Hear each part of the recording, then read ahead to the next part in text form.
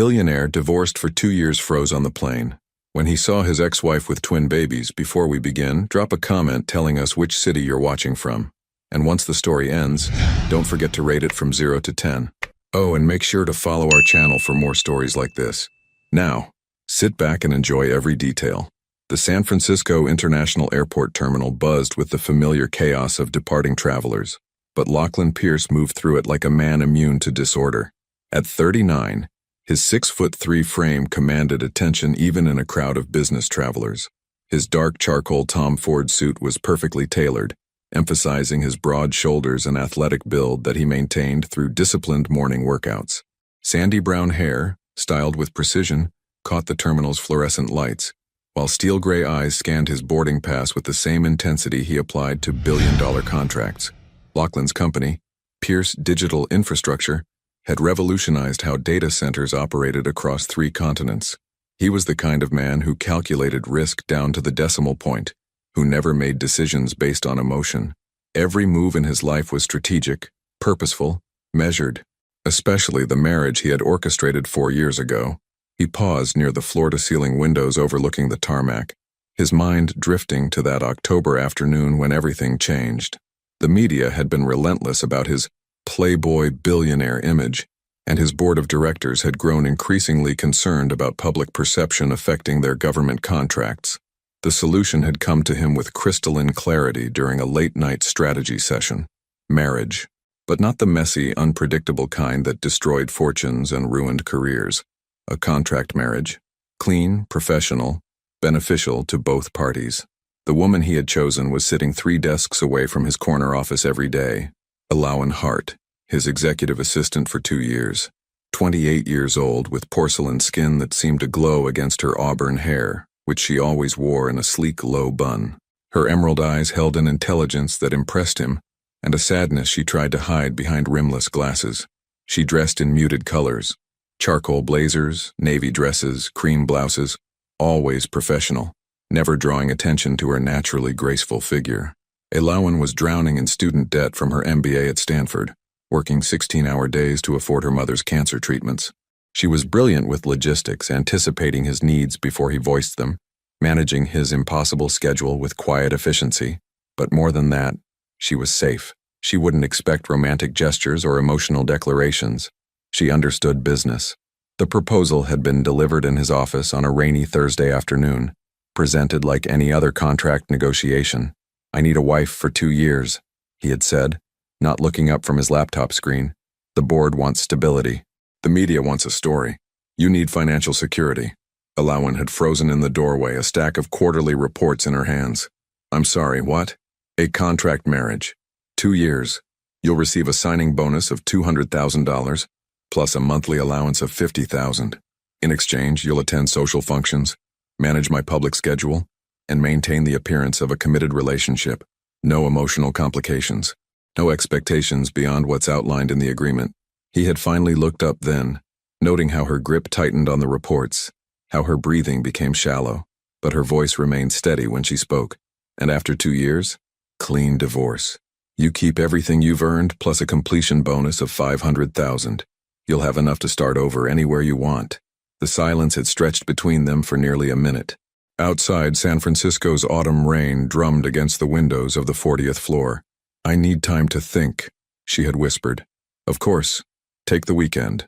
She had returned Monday morning with her answer: yes. Now, standing in the airport terminal, Lachlan's jaw tightened as he remembered how perfectly the arrangement had worked. Too perfectly. The media loved Alawan's grace and intelligence. His board approved of her stabilizing influence. Business partnerships flourished under his new committed family man image. But somewhere between the carefully choreographed public appearances and the private moments when they shared the same penthouse space, the lines had blurred. Not in the contract. That remained crystal clear, but in the silences during their morning coffee routine, in the way she would brush his shoulder when adjusting his tie before important meetings, in the nights when professional distance collapsed entirely, those nights when she would appear in his bedroom doorway, illuminated by the hallway light, her hair loose around her shoulders and uncertainty in her eyes, when their carefully maintained boundaries dissolved in heated whispers and desperate touches, when she would curl against him afterward, her breathing gradually slowing, and he would lie awake studying the curve of her spine, fighting the urge to say words that weren't in their contract. Words like, stay. Words like, I love you. But he never said them. Vulnerability was weakness, and weakness was dangerous.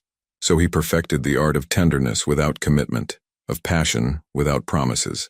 And Elowen learned to leave his bed before dawn, maintaining the fiction that nothing had changed between them, except everything had changed, for both of them. The final months of their agreement had grown increasingly strained. Elowen began working later, arriving home after he was already asleep. She stopped lingering in his study when he was reviewing contracts. The easy conversation during their public appearances became forced, mechanical. He told himself it was better this way, cleaner, more professional.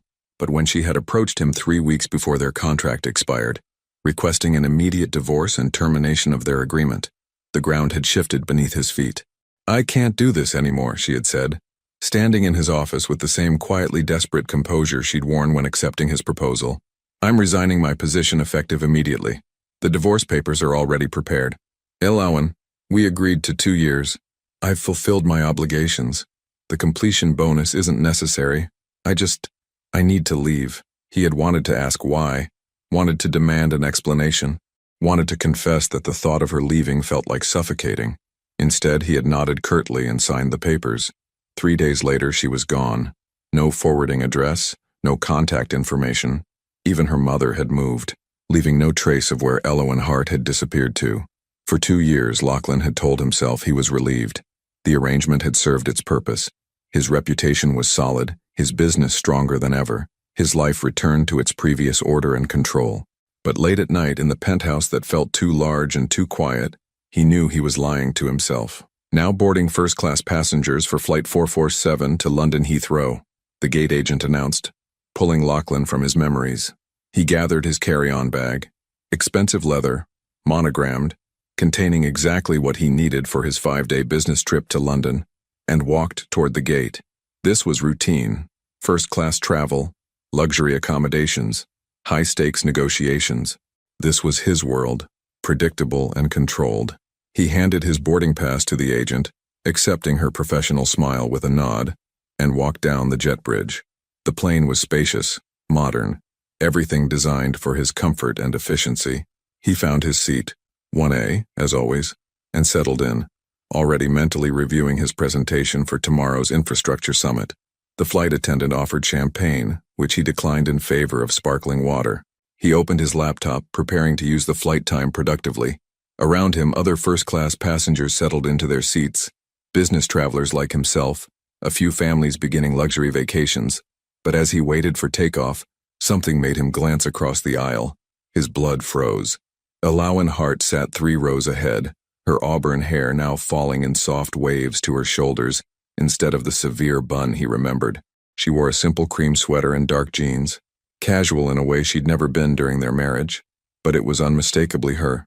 The elegant curve of her neck, the way she tucked a strand of hair behind her ear, the careful grace of her movements.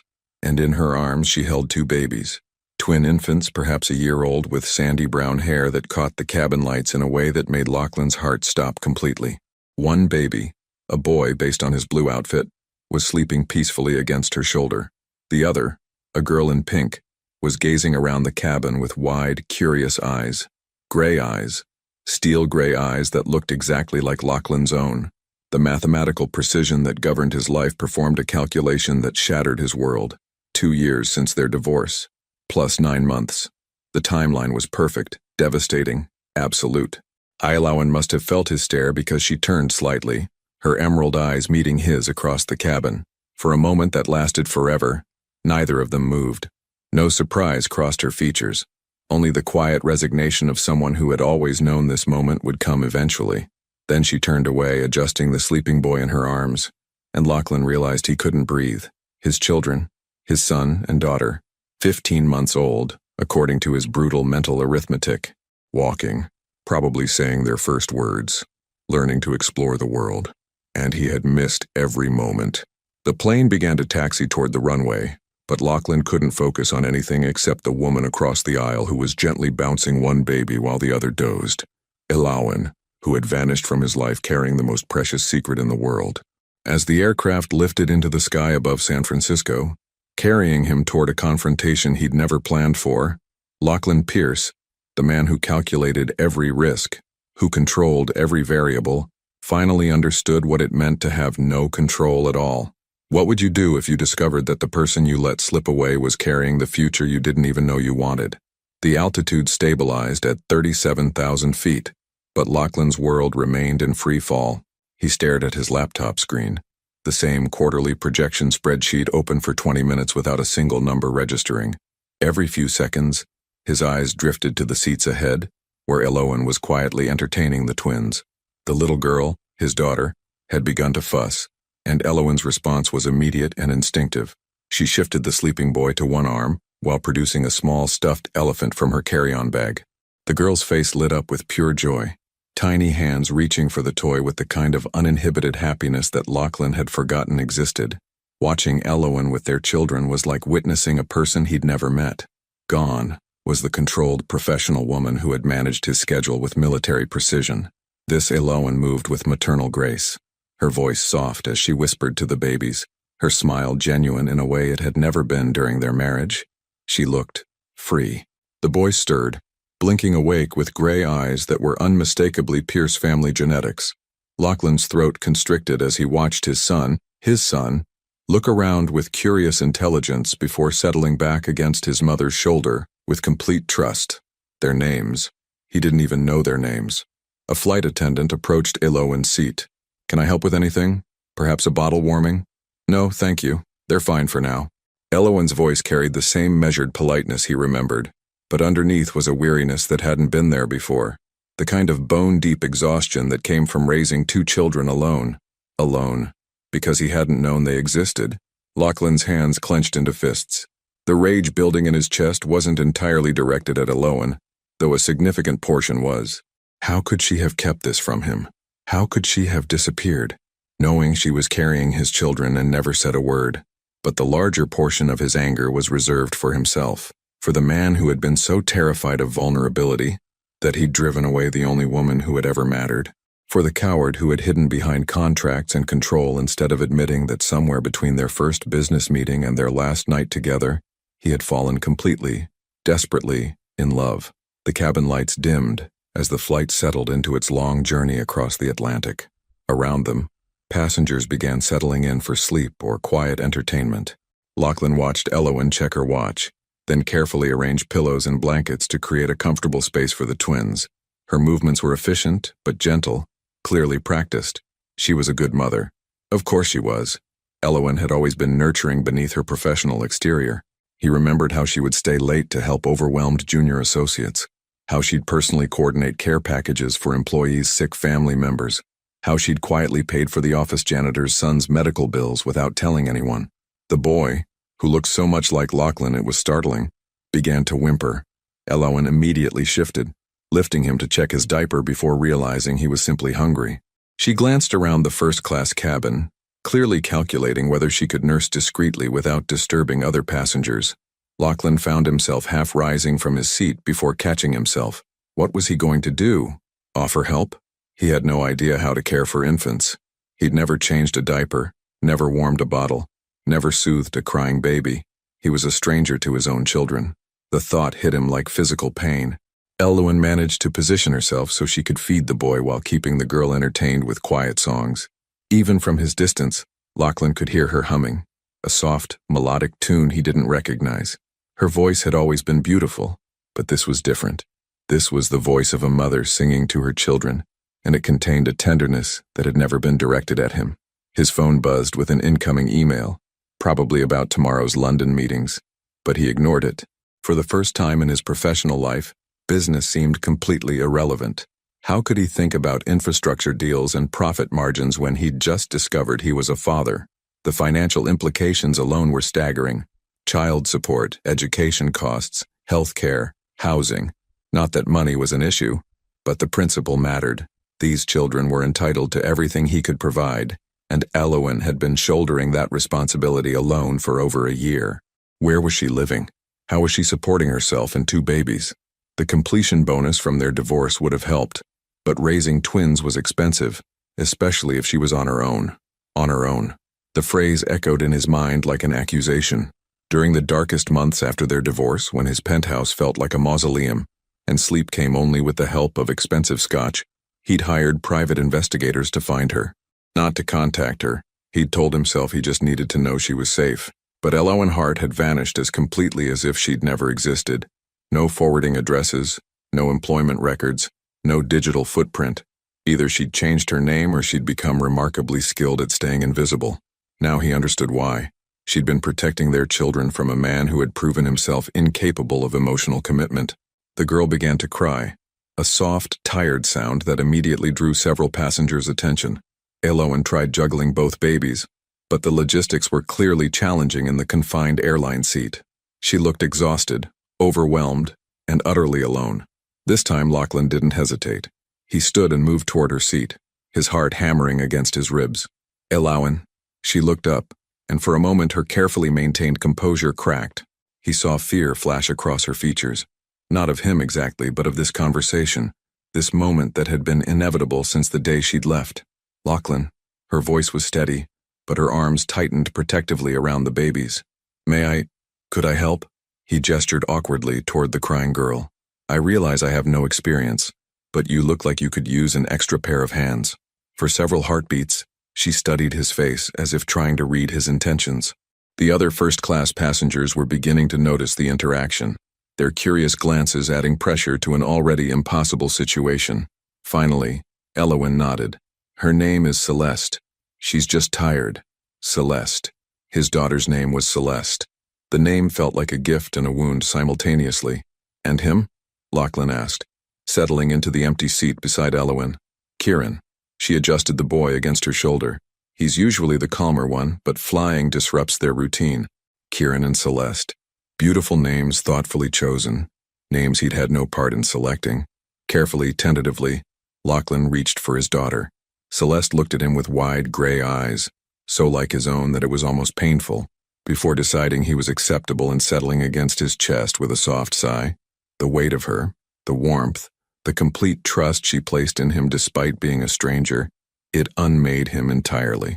This small person was half of him, created from his DNA, and she was perfect in a way that made his throat close with emotion. She likes you, Elowen observed quietly, and there was something complicated in her voice. Sadness, maybe, or regret. They're beautiful, Lachlan managed, his voice rougher than intended. Absolutely beautiful. They're good babies. Curious, smart. Kieran is already trying to walk, and Celeste loves books. She'll sit and listen to stories for an hour. The casual intimacy of her words, the everyday details of their children's personalities, hit him like a physical blow. 15 months of milestones, of first smiles and first words and first steps, and he'd missed all of it. Elowen, he began, but she cut him off with a slight shake of her head. Not here, she said softly, glancing around at the other passengers. Not now. She was right, of course. This conversation was too big, too important, too explosive for a crowded airplane. But holding his daughter, feeling her tiny fingers curl around his thumb, Lachlan knew that nothing would ever be the same. The plane flew through the night toward London, carrying 3 adults whose lives had just become irrevocably intertwined, and 2 babies who had no idea their world was about to change forever. The cabin had settled into the quiet rhythm of a red-eye flight. Most passengers were asleep, their reading lights dimmed, leaving only the soft blue glow of the emergency exit signs and the occasional flight attendant passing through with silent efficiency. But in row 3, sleep was impossible. Lachlan held Celeste against his chest, marveling at how naturally she had settled into his arms. Her tiny hand was fisted in his shirt, and her breathing had evened into the peaceful cadence of infant sleep. Every few minutes she would make a small sound, a contented sigh or a sleepy murmur, and his heart would contract with a fierceness that caught him off guard. Beside him, Elowen was gently patting Kieran's back, coaxing him toward sleep after his feeding. In the dim cabin lighting, her profile was achingly familiar yet subtly changed. The sharp angles of exhaustion had softened her features in some places, and carved deeper lines in others. Motherhood had transformed her in ways both beautiful and heartbreaking. "You're staring," she said without looking at him, her voice barely above a whisper. "I'm trying to understand," he replied just as quietly. "How you could disappear, how you could keep this from me." Elawan's hand stilled on Kieran's back. For a long moment, the only sounds were the airplane's engines and the soft whisper of climate control. "You really want to have this conversation now?" she asked, finally turning to look at him. In the low light, her green eyes seemed luminous, but there was steel underneath. "Here? I want to understand why my children don't know me." Something flickered across her face. Pain, maybe, or anger. "Your children?" The words were soft but pointed. 15 minutes ago, you didn't even know they existed. Because you never told me. Because you never gave me a reason to think you'd want to know." The accusation hung between them like a challenge. Lachlan felt his jaw tighten, his instinctive defensiveness rising. But Celeste shifted against his chest, making a small sound of protest at his sudden tension, and the reminder of her presence forced him to moderate his tone. "That wasn't your decision to make," he said carefully. Elawan's laugh was bitter and barely audible. "Wasn't it? Lachlan, in 4 years of working together and 2 years of marriage, you made it abundantly clear that emotions were inconvenient, that feelings were weakness. Do you honestly think I could have come to you, pregnant and terrified, and expected compassion?" The words hit him like physical blows, each one landing with devastating accuracy, because she was right, and they both knew it. "I found out I was pregnant 3 weeks after I left," she continued, her voice growing quieter as the admission cost her. "I was living in my car, eating ramen noodles for every meal, trying to figure out how to start over, and I was carrying twins from a man who had never once told me he cared about me." Living in her car. The image of Elawan, brilliant, graceful Elawan, homeless and pregnant, made his stomach lurch with shame. "You could have called. Could have what?" Her eyes flashed. "Could have come crawling back to ask for help from the man who treated our entire relationship like a business transaction. Could have given you another contract to manage, another problem to solve with money." Kieran stirred at the slight rise in her voice, and she immediately gentled her tone, resuming the soothing back pats. "I'm sorry, sweetheart," she murmured to the baby. "Mama's okay." The endearment, spoken with such natural love, cut through Lachlan's defensiveness more effectively than any argument could have. This woman had spent 15 months caring for his children alone, had built a life and a bond with them that he couldn't even comprehend. "Where have you been living?" he asked quietly. Elawan hesitated, as if debating whether to answer. "Portland. I have a small apartment above a bookstore. The owner, Mrs. Chen, has been incredibly kind. She lets me bring the babies to work sometimes." "You're working in a bookstore?" The question came out more incredulous than he'd intended. "Is that beneath me?" Her tone was sharp again. "Sorry if it's not impressive enough for the ex-wife of Lachlan Pierce. That's not what I meant." He shifted Celeste more securely, noting how she instinctively curled closer to his warmth. "You have an MBA from Stanford. You could be running companies. With what childcare? What references?" Elawan's voice carried the exhaustion of someone who had fought battles he couldn't imagine. "I left our marriage with nothing but what was in our agreement. No work history I could claim. Being your wife doesn't exactly translate to a resume. And finding employment that pays enough to cover childcare for twins while being flexible enough to accommodate their needs. It's not as simple as you might think." The picture she was painting was devastating. While he'd been building his empire larger, expanding to new markets and breaking profit records, the mother of his children had been struggling to afford groceries. The completion bonus went to medical bills when Kieran had pneumonia at 6 months. She said flatly, "Premature babies have complications and insurance doesn't cover everything." Premature. Another piece of information that hit him like a punch. His children had been born early, had faced health challenges, had spent time in a NICU while he was completely oblivious to their existence. "How early?" he asked, his voice rough. 34 weeks. They were in the hospital for 3 weeks. Elawan's hand moved protectively to Kieran's head. "It was the hardest thing I've ever experienced. Sitting in that NICU alone, not knowing if they were going to be okay, having no one to call or lean on. The image of her in a hospital, terrified and alone while their premature babies fought for life, nearly undid him. He had to close his eyes against the wave of self-loathing that crashed over him. "Elawan," he whispered, and the name came out like a prayer or an apology. She must have heard something in his voice because her expression softened slightly. "They're fine now, completely healthy. Kieran's actually ahead on most of his milestones, and Celeste is brilliant. She recognizes letters already. Pride. That's what he heard in her voice when she talked about their children's accomplishments. Pride and love and fierce protectiveness. Emotions he had no right to share but desperately wanted to. "What are you doing on this flight?" he asked. "Where are you going?" For the first time, Alawan looked uncertain. We're moving to London. Temporarily. Mrs. Chen has a sister who owns a small publishing house there. She offered me a position, editorial assistant with the possibility of working from home some days. It's not much, but it's a start. London. She was moving to London, the same city he was flying to for business. The coincidence seemed impossible, but then again, fate had already proven it had a twisted sense of humor. For how long? 6 months initially. Maybe longer if it works out. She studied his face carefully. Why? Before he could answer, Celeste stirred in his arms, her small face scrunching as she began to wake. Without thinking, Lachlan found himself gently bouncing her, his hand rubbing circles on her tiny back the way he'd seen Aloan do. To his amazement, it worked. Celeste settled back into sleep with a contented sigh. "She likes you," Aloan observed again, and this time there was something wistful in her voice. "She doesn't know any better," Lachlan replied, but there was no bitterness in it. Just truth. Maybe that's for the best. They're quick to love, quick to trust. It's adults who complicate things. The observation hung between them, loaded with meaning. Outside the airplane windows, stars wheeled across the Atlantic darkness, and somewhere below, the ocean carried its secrets toward distant shores. "I have meetings in London all week," Lachlan said finally. "But after that, I'd like to spend time with them, if you'll let me." Elowen was quiet for so long he thought she might refuse. When she finally spoke, her voice was carefully neutral. "They're your children too.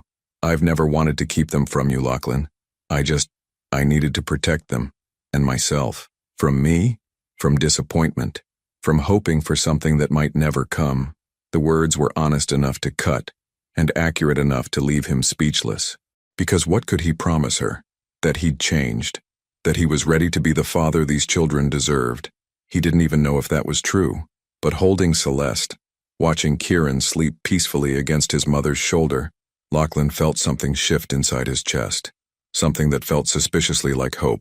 The plane flew on through the night, carrying a fractured family toward an uncertain future, while questions multiplied in the darkness like stars. Heathrow Airport materialized through the morning fog like a promise and a threat. After 8 hours in the air, the cabin stirred with the restless energy of approaching arrival.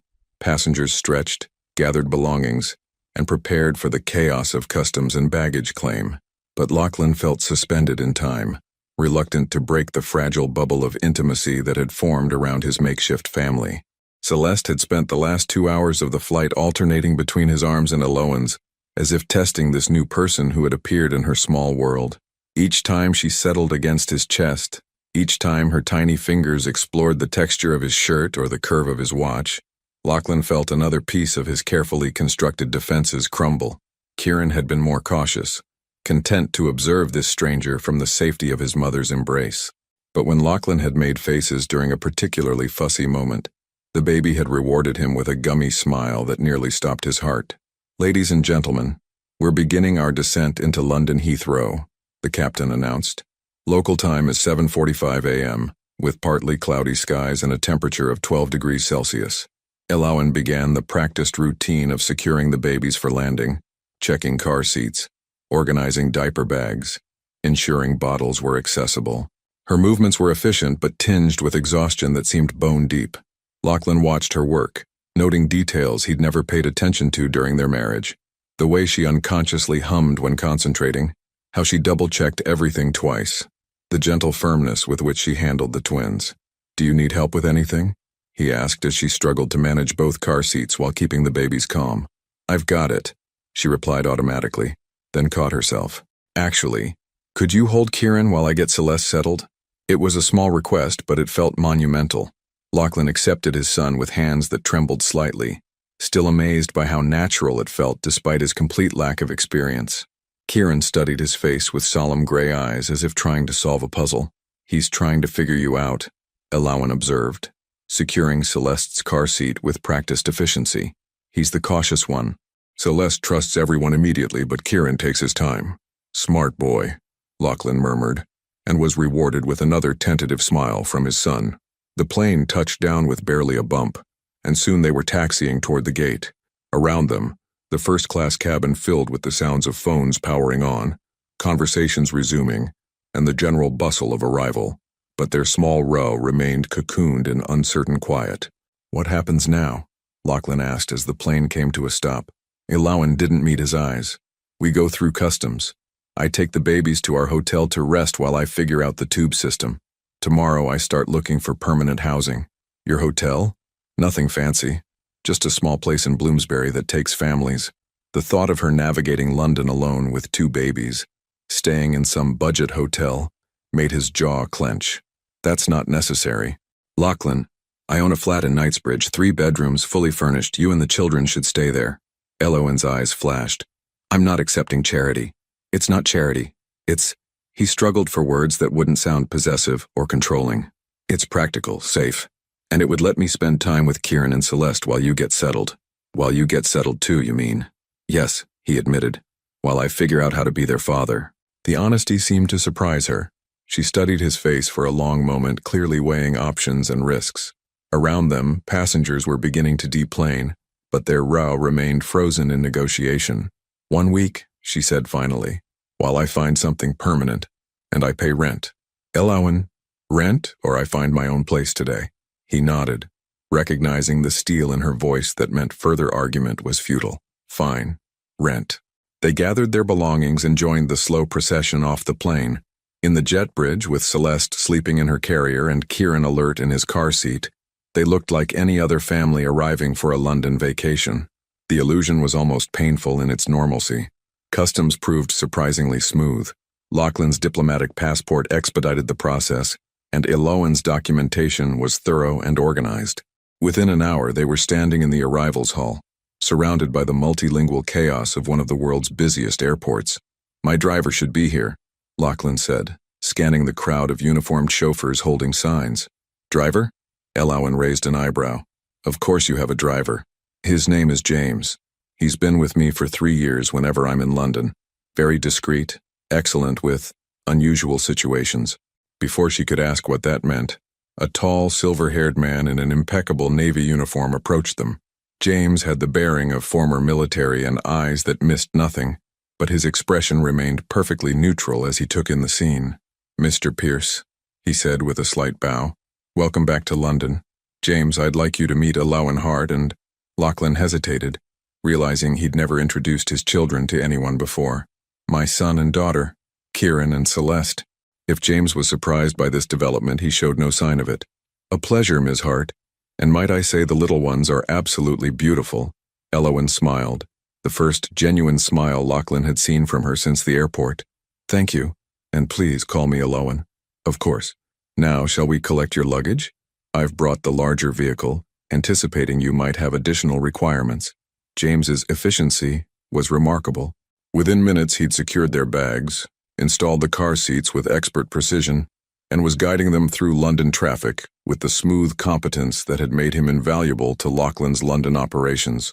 In the back seat, Lachlan found himself hyper-aware of every detail. The way morning light caught the auburn highlights in Ilawan's hair, how she unconsciously reached to check on each baby every few minutes, the quiet contentment of his children as they watched the city pass by their windows. "First time in London?" James asked Ilawan through the intercom. "Yes, though I've read about it extensively. I studied abroad in college but never made it here." "Where did you study?" Lachlan asked, realizing there were vast gaps in what he knew about her life before she'd become his assistant. "Florence, art history, and literature. I spent a summer living above a tiny bookshop near the Ponte Vecchio, helping the owner catalog her collection in exchange for room and board." The image of a younger Ilawan in an Italian bookshop, surrounded by centuries-old texts and Renaissance art, was both enchanting and heartbreaking. How had he worked beside her for 4 years without knowing these essential details about who she was? "That sounds magical," he said softly. "It was. It's actually where I fell in love with rare books and publishing. Mrs. Chen reminds me of Signora Benedetti, the way she treats books like living things that deserve respect and care." Kieran began to fuss, and Ilawan automatically reached into her bag for a bottle. But the motion jostled Celeste, who had been dozing, and suddenly both babies were crying in the confined space of the car. "I'm sorry," Ilawan said, trying to manage both children while trapped by her seatbelt. "They're just tired and overwhelmed." "Here," Lachlan said, unbuckling his own seatbelt and shifting to help. "I've got Celeste. For the next 10 minutes, they worked together to soothe the twins, Lachlan holding and gently bouncing Celeste while Elowen fed Kieran. It was chaotic and stressful and completely natural, as if they'd been co-parenting for years instead of hours. "You're getting better at this," Elowen observed as Celeste settled into sleep against his shoulder. "Beginner's luck." "No," she said thoughtfully. "I think you're more instinctive than you realize." The compliment, small as it was, felt like absolution. They pulled up outside an elegant Georgian townhouse in Knightsbridge, its black door gleaming in the morning light. James efficiently unloaded their luggage while Lachlan fumbled with unfamiliar car seat latches, eventually succeeding in freeing a now awake and curious Kieran. "Welcome home," he said to Elowen, then caught himself. "Welcome to London." But she was staring up at the building with something close to panic. "Lachlan, I can't afford this. The rent is whatever you think is fair. This building probably costs more per month than I make in a year. Then you'll pay what you can and I'll consider the rest an investment in my children's safety and comfort." Before she could protest further, the front door opened to reveal Mrs. Harrison, the building's concierge, a formidable woman in her 60s who managed Lachlan's flat with military precision. "Mr. Pierce," she said warmly, then her eyes shifted to Elowen and the babies. "And you must be our new residents. How wonderful. I've prepared the flat with everything I thought you might need for the little ones." Lachlan blinked in surprise. He'd called ahead to say he was bringing guests, but he hadn't specified. James mentioned there would be babies. "Mrs. Harrison explained with a knowing smile. "I took the liberty of arranging cribs, a high chair, some basic supplies. I hope that's acceptable." Looking at Elowen's stunned expression, at his children taking in their new surroundings with wide eyes, at this community of people who had instantly mobilized to welcome his family, Lachlan felt something shift in his chest. For the first time in his adult life, his carefully controlled world was spinning into beautiful chaos, and he was discovering he didn't want to stop it. The Knightsbridge flat was a testament to understated luxury. Floor-to-ceiling windows overlooking Hyde Park, cream silk wallpaper, antique furniture that whispered of old money and older taste. But as Elowen stepped inside carrying Celeste, the opulence felt more like an accusation than a welcome. Mrs. Harrison had indeed thought of everything. The spare bedroom had been transformed into a nursery with matching cribs, a changing station, and shelves lined with age-appropriate toys. The kitchen gleamed with new high chairs, bottle warmers, and enough baby supplies to stock a small store. "This is too much," Elowen whispered, setting Celeste's carrier down carefully. "It's practical," Lachlan replied, though even he seemed overwhelmed by the thoroughness of the preparations. "Mrs. Harrison is efficient." Kieran had fallen asleep during the car ride, and remained blissfully unconscious as Lachlan transferred him to one of the cribs. The sight of his son in the elegant nursery, this child who had spent his first year in a cramped Portland apartment, created a complicated knot in Lachlan's chest. "I should let you rest," he said, hovering uncertainly in the doorway. "I have meetings starting at noon, but I could cancel." "Don't."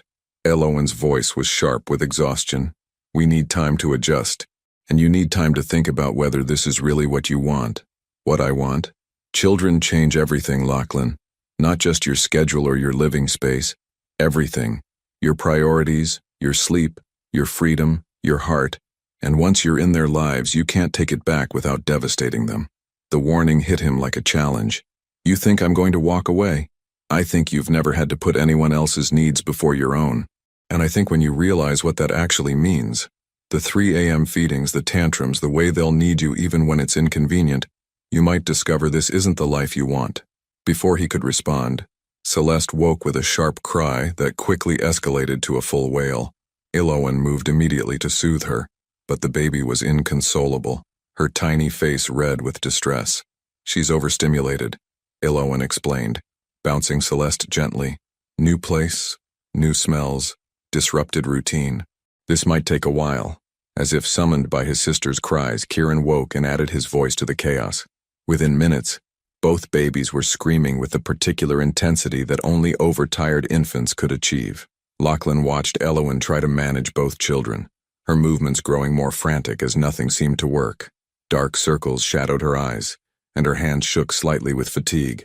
"Let me help," he said, reaching for Kieran. "You have meetings." "Forget the meetings."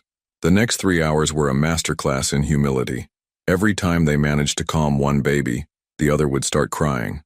Kieran rejected every bottle Lachlan offered, seeming to sense his inexperience.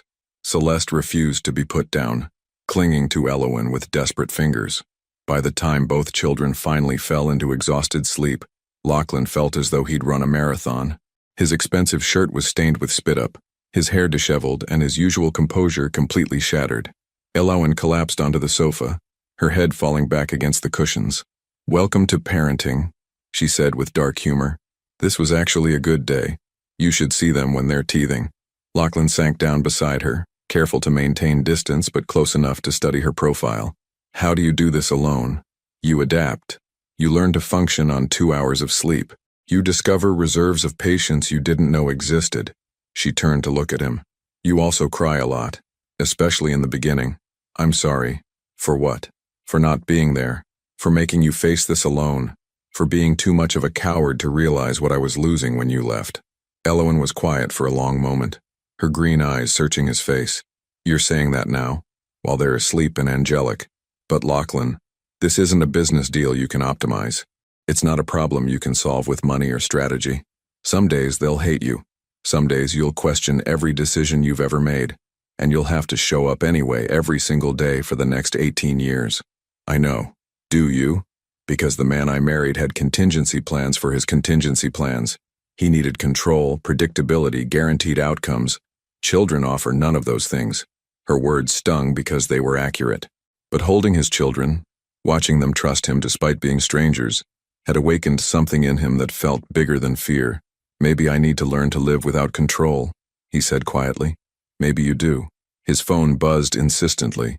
His assistant, probably wondering where he was for the infrastructure summit. The meeting that had brought him to London now seemed absurdly irrelevant. "Answer it," Elowen said, noting his glance at the phone. "It's not important." "Your entire empire is built on meetings like this being important. My empire can wait." Something shifted in her expression. Surprise, maybe, or the beginning of hope. But before she could respond, a sharp knock at the door interrupted them.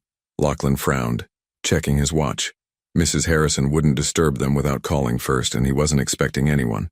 The knock came again, more insistent. Lachlan moved to answer it, but froze when he heard a familiar voice calling through the door. "Lachlan, I know you're in there. We need to talk." Elowen sat up straighter. "Who is that?" Lachlan's jaw clenched. "Victoria Ashworth, my former business partner." "Former? We ended our partnership 6 months ago. She also..." He hesitated, the admission awkward. "We had a brief relationship after you left. It didn't end well." The knocking became pounding, accompanied by Victoria's voice rising with frustration. "Lachlan Pierce, open this door right now or I'm calling the tabloids about your mysterious family." Elowen went pale. "She knows about the children? I don't know how she could..." "Lachlan," Victoria's voice carried the edge of hysteria. "I saw the photos from Heathrow. You and some woman with babies. After everything you put me through, after you told me you were incapable of commitment. You have children." The babies stirred at the shouting, Kieran beginning to whimper. Elowen immediately moved to comfort him, but her eyes were wide with panic.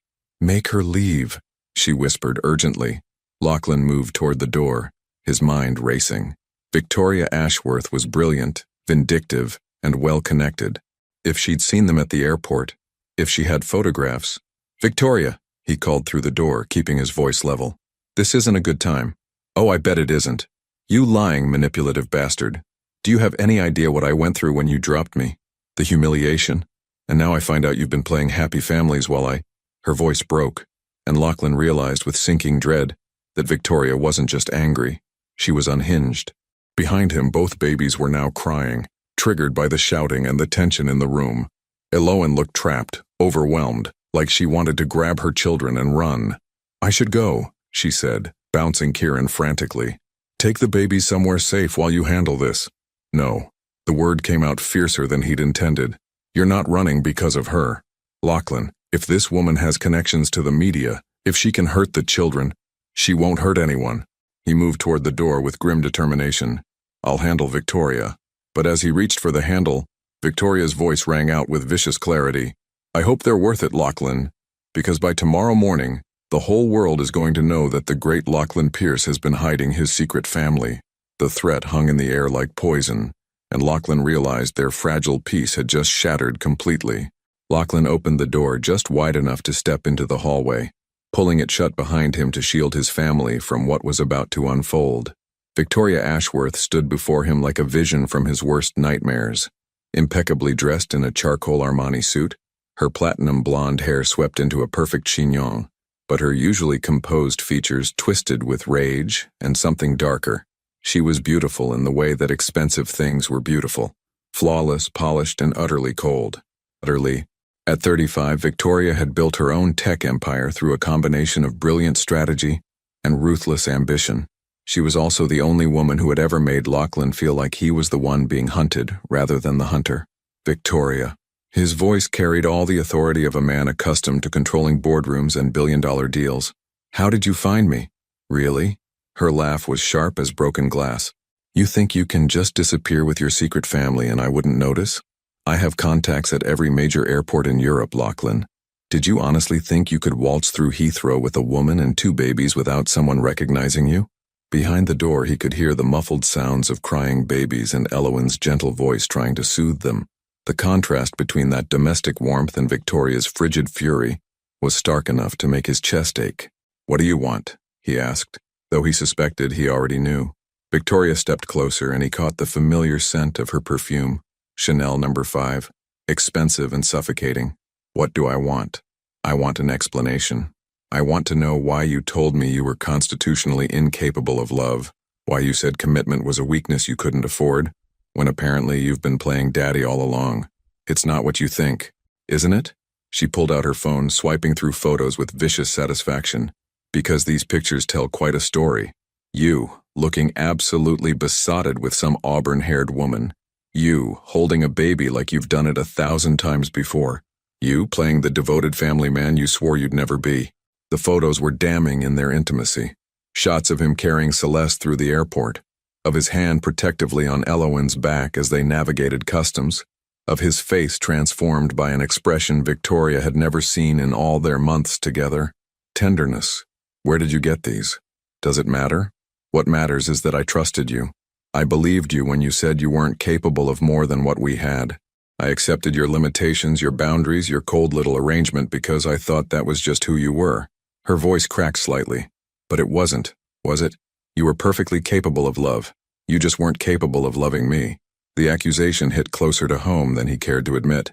His relationship with Victoria had been convenient, mutually beneficial, and ultimately hollow. She'd been brilliant and beautiful and everything that should have been perfect for a man like him. But she'd never been Elowen. Victoria, what we had was what? A mistake? A placeholder? God, I feel like such a fool. She laughed bitterly. Do you know what I've been through these past 6 months? The humiliation of being dropped by the great Lachlan Pierce? The whispers in boardrooms about what I must have done wrong to lose you? I never meant for you to be humiliated. No, you just meant for me to be convenient. Available when you needed a +1. Absent when you didn't want complications. Just like you did with her, I'm guessing. Victoria's eyes glittered with malicious intelligence. Because that's your pattern, isn't it? Keep women at arm's length, use them for what you need, then discard them when they become inconvenient. You don't know anything about Elowen. Elowen. Victoria repeated the name like it tasted bitter. Pretty name. Very ethereal. And those babies. They're yours, aren't they? I can see it in your face, in the way you held them. When did this happen? Was she pregnant when you were still with me? No. The word came out sharp as a blade. Elowen and I, it's complicated.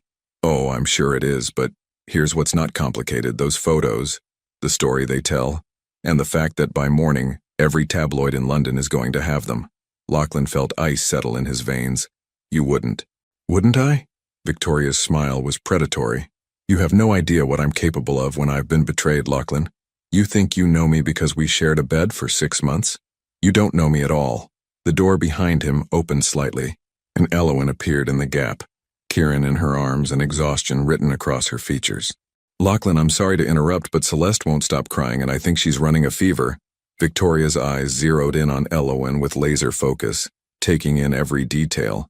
The natural beauty that needed no enhancement, the maternal grace, the way she looked at Lachlan with a combination of trust and wariness that spoke of complicated history. So you're the famous Elowen, Victoria said with false sweetness. The woman who managed to accomplish what no one else could. turning the ice-cold Lachlan Pierce into a devoted father. Elowen's arm tightened protectively around Kieran. "I'm sorry. I don't believe we've been introduced. Victoria Ashworth, Lachlan's former business partner." The pause was deliberate and loaded with implication. "Current crisis," Lachlan interjected firmly. "Elowen, go back inside. I'll be there in a moment." But Victoria wasn't finished. "Tell me, Elowen, how long have you known Lachlan? Because I'm trying to figure out the timeline here. When exactly did he become this wonderful family man you seem to think he is?" "Victoria, enough." Lachlan's voice carried a warning that would have silenced most people. Victoria ignored him completely. "Because the man I knew was incapable of genuine emotion. Charming, yes. Passionate, absolutely. But love? Commitment? The kind of devotion that creates families?" She laughed cruelly. "That man didn't exist. So either you've performed some kind of miracle, or you're about to learn some very painful truths about the father of your children." Elowen went very still, and Lachlan could see the fear creeping into her eyes. Not fear of Victoria, but fear that these venomous words might contain some element of truth. "What does she mean?" Elowen asked quietly. "She means nothing. She's angry and trying to cause trouble." "Am I?" Victoria pulled out her phone again. "Because I have 6 months of messages here, Elowen. Messages where Lachlan explained in great detail why he could never be what I wanted, why emotional attachments were weakness, why he had no interest in children or family, or any of the things normal people value." "Show her," Victoria continued, scrolling through her phone. "Show her the text where you said, and I quote, 'Love is a luxury I can't afford and a risk I won't take.' Or this one, 'Children represent chaos and unpredictability, everything I've spent my life avoiding.'"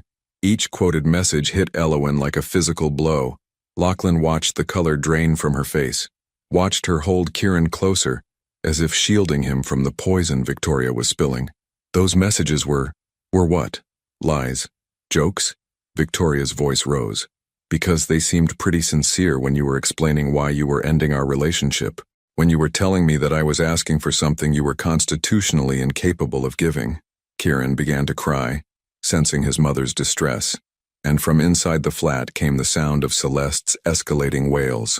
Elowen looked overwhelmed, trapped between the chaos inside and the venom outside. "I have to go," she whispered, backing toward the door. "The babies need—" "Of course," Victoria said with false sympathy. "Run along and take care of your children. But Elowen, you might want to ask yourself what changed Lachlan's mind about family, because in my experience men like him don't change. They just get better at pretending." The door closed behind Elowen with a soft click that sounded like judgment. Lachlan was left alone in the hallway with Victoria and the wreckage of words that couldn't be taken back. "Satisfied?" he asked, his voice deadly quiet. Not even close. Victoria's smile was sharp as winter. "I want you to suffer the way I did. I want you to lose everything that matters to you the way you took everything that mattered to me. I never promised you anything." "No. But you promised her something, didn't you? Otherwise, why would she be here? Why would she trust you with those babies?" Victoria leaned closer, her voice dropping to a whisper.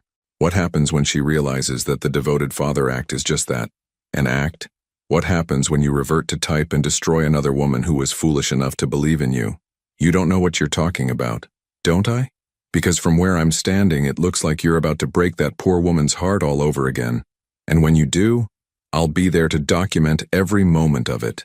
Victoria turned toward the elevator, pausing to deliver her final blow. "Oh, and Lachlan, those photos will be in tomorrow's papers whether you cooperate or not. But if you want to control the narrative, if you want to protect your little family from the worst of it, you'll call me, because I'm the only one who can make this story go away." The elevator doors closed on her satisfied smile, leaving Lachlan alone in the hallway with the taste of ash in his mouth and the sound of his children crying through the door. Everything Victoria had said was true. He had written those messages, had meant them when he sent them. The man who had told Victoria Ashworth that love was weakness was the same man now standing outside a flat where his family waited, broken and afraid. And for the first time since he'd seen Elowen on that airplane, Lachlan wondered if she might be better off without him after all. Lachlan stood outside the door for a full minute, listening to the chaos within, and trying to find the courage to face what he'd destroyed. The crying had intensified, both babies now wailing in the particular way that signaled complete overwhelm. Through the door, he could hear Elowen's voice, strained and desperate as she tried to soothe them. When he finally entered, the scene that greeted him was heartbreaking. Elowen sat on the floor of the living room, Kieran in her arms while Celeste lay on a blanket beside her, both children red-faced and inconsolable. Elowen herself looked close to tears, her hair disheveled and her hands shaking slightly as she rocked back and forth. "They can sense it," she said without looking up at him. "Children always know when something's wrong. They feel our stress, our fear, She swallowed hard. Our doubts. Lachlan knelt beside them, reaching for Celeste. His daughter turned toward him instinctively, her cries softening slightly at his touch, but her little body remained tense with anxiety. "Elowen, what Victoria said, was it true?" Her voice was steady, but when she finally looked at him, her green eyes held a pain that cut him to the bone. "Those messages she quoted, did you really say those things?" The silence stretched between them, broken only by the baby's gradually quieting sobs. Lachlan could lie, could claim Victoria had fabricated everything, but he'd already caused enough damage with dishonesty. "Yes," he said quietly. "I said those things." Elowen closed her eyes as if absorbing a physical blow. "When? 6 months ago, when I ended things with her. 6 months after I left you?" "Yes." Kieran had stopped crying and was now watching his parents with solemn gray eyes, as if he understood the gravity of the conversation happening around him. Celeste had settled against Lachlan's chest, her tiny fist gripping his shirt with surprising strength. "So you moved on that quickly?" Elowen said, her voice carefully neutral. "Found someone new, had a relationship with her." It wasn't like that." "What was it like then?" Lachlan struggled to find words that wouldn't sound like excuses. "Victoria and I were business partners. The relationship was convenient, mutually beneficial. She understood that it wasn't emotional. Until she wanted more. Until she wanted more," he confirmed. "And that's when you told her that love was weakness, that children were chaos you'd spent your life avoiding." Elowen's voice grew quieter with each word. "Did you mean it?" "I thought I did. You thought you did." She repeated the words as if testing their weight. "And now? Now that you've discovered you have children, that you've been forced into this situation, what do you think now?" The question hung between them like a challenge. Around them, the elegant flat seemed to mock the simple honesty of the moment. All this luxury couldn't buy him the right words to repair what had been broken. "I think," Lachlan said carefully, "that I was scared. I think I built my entire identity around control and success because those were the only things that felt safe. And I think when you left, when I realized what I'd lost, I became even more committed to that lie because the alternative was admitting I'd destroyed the best thing in my life." Elowen shifted Kieran to her other arm, the movement causing him to fuss slightly. "But you didn't come after me." "No, you didn't try to find me." "I did." The admission surprised them both. "I hired investigators. For 3 months I had teams looking for you, but you'd vanished completely. So you gave up. So I told myself it was for the best, that you were better off without me, that I'd only hurt you more if I tried to drag you back into my life. And then you found Victoria." The name fell between them like a stone into still water, creating ripples of pain and regret. Lachlan watched Elowen's face carefully, noting the way her jaw tightened, the way she unconsciously pulled Kieran closer. "Victoria was a mistake," he said finally. "A way of proving to myself that what we had was replaceable, that I could function without needing anyone. Did it work?" For a while, he paused, watching Celeste's peaceful face as she dozed against his chest. "Until it became clear that she wanted something real, and I realized I couldn't give her what I'd already given to someone else." Elowen's eyes snapped to his. "What do you mean?" "I mean that every night I spent with Victoria, I was thinking about you. Every conversation, every touch, every moment, I was comparing it to what we'd had and finding it wanting. She deserved better than that. You both did. So you ended it. I ended it. Badly. Cruelly. I told her all those things about love and children and emotional attachment because I was trying to convince myself as much as her. I was trying to build walls high enough that no one could get through them again." Kieran had fallen asleep in Elowen's arms, his tiny face peaceful despite the turmoil surrounding him. She looked down at their son with an expression of infinite tenderness before speaking. "Do you know what the worst part was?" she asked quietly. "When I found out I was pregnant, the first thing I felt wasn't fear or panic, it was joy. Pure, overwhelming joy because I was carrying your children, because some part of you would always be with me." Her words hit him like physical blows. And then reality set in, she continued. The reality of raising 2 babies alone. The reality of explaining to them someday why their father wasn't part of their lives. The reality of knowing that the man I'd fallen in love with had never really existed. Elowen. Had he, Lachlan? Because the man I married, the man I shared those nights with, was any of that real? Or was I just another convenient arrangement? Another way for you to maintain your image while keeping your heart safely locked away? The question stripped away every defense he'd ever built, every carefully constructed wall between his public persona and his private truth. In her eyes, he saw not accusation but genuine confusion, as if she truly didn't know whether their entire relationship had been a performance. It was real, he said, his voice rough with emotion. God, Elowen, it was the most real thing in my life. Those nights, those moments when you would look at me like I was worth something, that was the only time I ever felt like myself. Not the CEO, not the billionaire, not the man everyone expected me to be. Just me. Then why did you let me go? Because I was terrified. The admission cost him everything. Because loving you meant risking everything I'd built, everything I thought I was. And I was too much of a coward to take that risk. Elowen was quiet for a long time, rocking Kieran gently while she processed his words. When she finally spoke, her voice was barely above a whisper. I used to lie awake in that hospital when the babies were in the NICU, imagining what would happen if you walked through those doors. Would you take one look at these tiny, fragile little people and decide they were too much trouble? Would you offer me money to make the problem go away? Or would you— She paused, swallowing hard. Would you fall in love with them the way I had? What do you think now? I think you love them, she said simply. I can see it in the way you hold Celeste and the way you panic when Kieran cries. But Lachlan, loving them isn't enough. Children need consistency, stability, commitment. They need someone who won't disappear when things get difficult. I won't disappear. How can I believe that? How can I trust that this version of you, the devoted father, the man who wants to be part of their lives, isn't just another performance?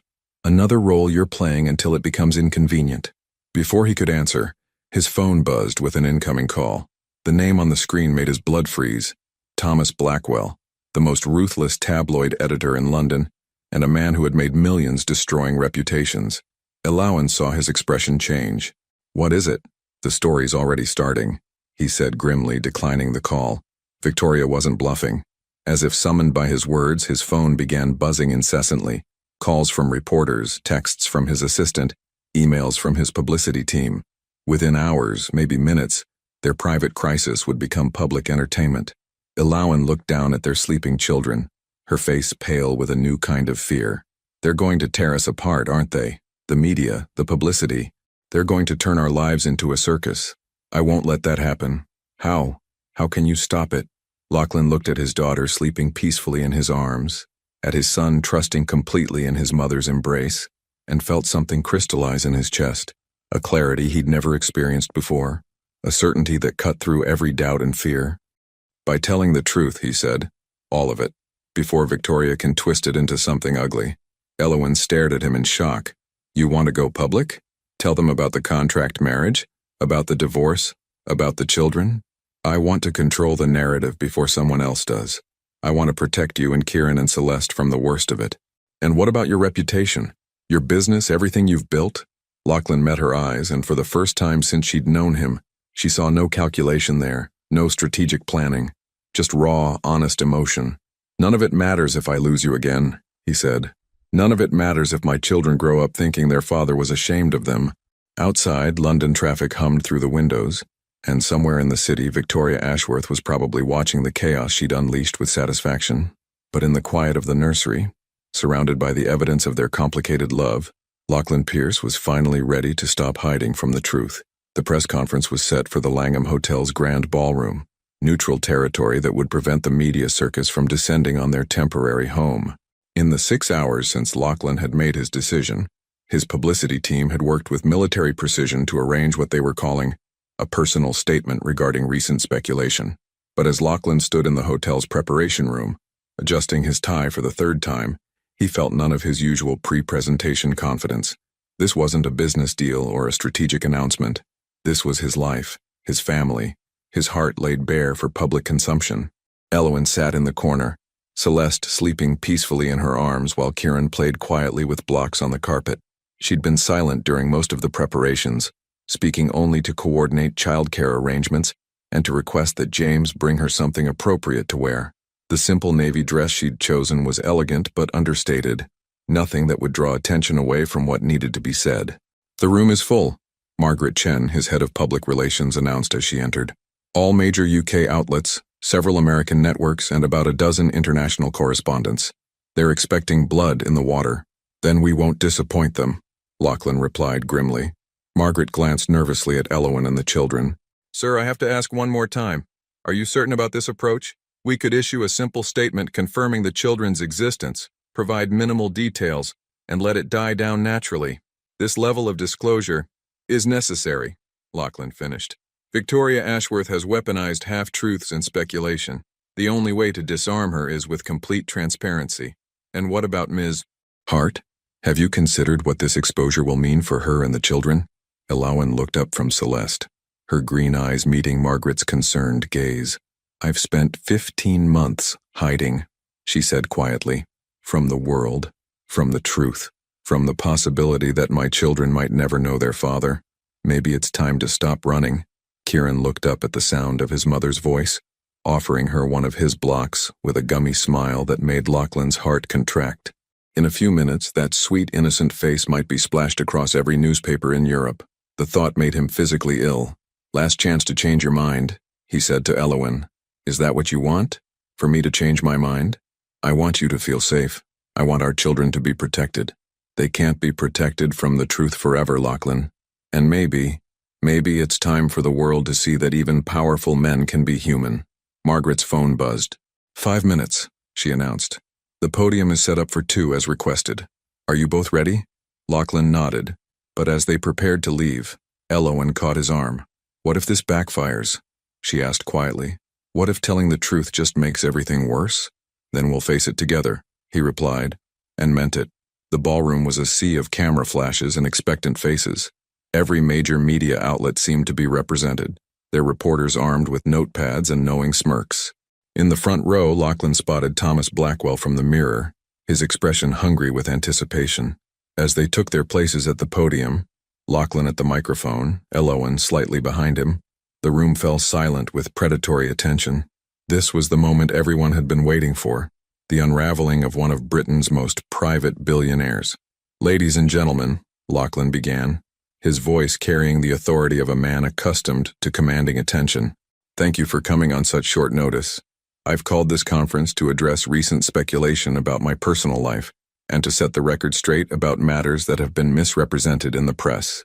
A hand shot up immediately, but Lachlan held up his own to forestall questions. "I'll take questions after I've made my statement. What I have to say requires context, and I ask for your patience as I provide it." He glanced back at Elowen, drawing strength from her steady presence, then turned back to face the wall of cameras and skeptical faces. 4 years ago, I made a business proposition to my executive assistant, Elowen Hart.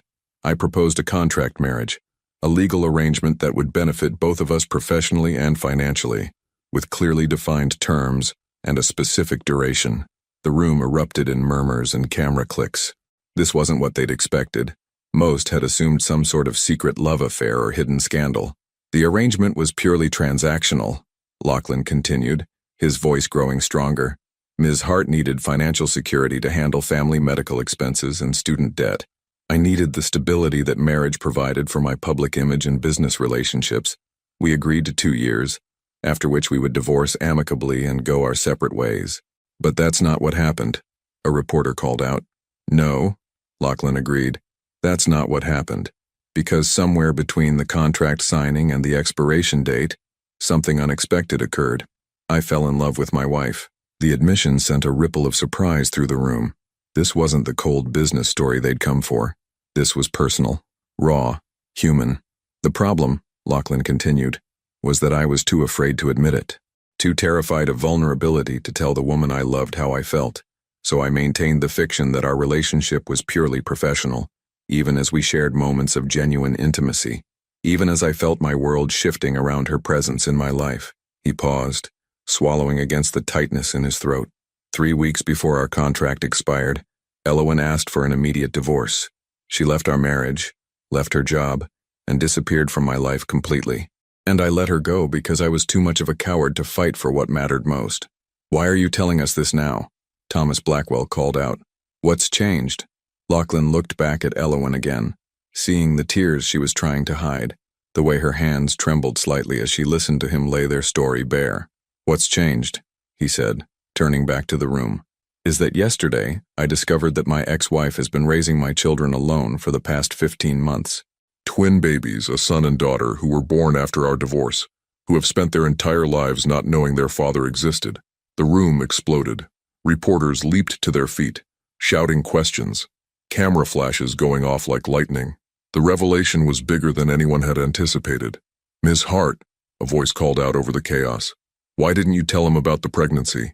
Elowen stepped forward to the microphone, her voice soft but clear enough to cut through the noise. Because, she said, I was afraid he would see them as another contract to manage, another problem to solve with money rather than love, and because I couldn't bear the thought of my children growing up feeling like obligations rather than blessings. Are you together now? Another reporter shouted. We're... Elowen glanced at Lachlan, uncertainty flickering across her features.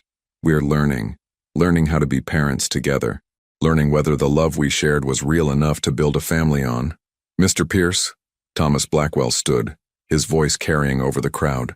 Sources suggest this reunion wasn't entirely voluntary, that you were forced into this situation by circumstance rather than choice. How do we know this isn't just another business arrangement? The question hung in the air like a challenge. This was the moment of truth, the chance to retreat into safe, sanitized responses or to risk everything on honesty. Lachlan looked out at the room full of skeptical faces, then back at Elowen, who was watching him with something like hope in her eyes. You want to know if this is real? He asked, stepping away from the podium to stand beside her. You want to know if my feelings for this woman and our children are genuine? He took Elowen's hand, feeling her fingers tremble in his. 4 days ago, I thought I had everything a man could want. Money, power, success, respect, I thought I was complete. But holding my daughter for the first time, watching my son smile, seeing the woman I love struggle alone with burdens I should have shared, I realized I've been living half a life. His voice grew stronger, more certain. I realized that all the money in the world can't buy you the sound of your child laughing. All the power in the world can't give you the peace of knowing you're exactly where you belong. And all the success in the world means nothing if you're too afraid to admit that you need someone more than they need you. He turned to face Elowen fully, no longer caring about the cameras or the reporters or the story this would become. I love you, he said, loud enough for everyone to hear but speaking only to her. I loved you when we were married. I loved you when you left. And I love you now. I love our children with a fierceness that terrifies me. And if you'll let me, I want to spend the rest of my life proving that this time, I'm brave enough to choose love over fear. The room had gone completely silent. Even the cameras had stopped clicking. In that moment, there was only Lachlan and Elowen and the truth hanging between them like a bridge across an impossible chasm. Tears were streaming down her face now, and her hand tightened in his. You terrible, wonderful man, she whispered, just loud enough for the microphones to catch. You couldn't have said that privately. I've spent too much of our relationship hiding in private, he replied. I wanted the whole world to know that Elowen Hart and our children are the most important thing in my life. The room erupted again, but neither of them was paying attention anymore. Because in the middle of a media circus surrounded by strangers and cameras and the weight of public scrutiny, they had finally found their way back to each other. And this time, Lachlan wasn't going to let fear make him lose her again. The aftermath of the press conference hit like a tsunami. Within hours, their story dominated every news cycle from London to New York. Pierce family was trending globally, with reactions ranging from romantic admiration to cynical skepticism. But in the quiet sanctuary of the Knightsbridge flat, none of the outside noise mattered as much as the conversation that still needed to happen. Elowen sat on the nursery floor, watching Kieran and Celeste play with the expensive toys Mrs. Harrison had provided. Both children seemed blissfully unaware that their faces were now splashed across newspapers worldwide, their innocent smiles captured by telephoto lenses as they'd been carried from the hotel. Do you regret it?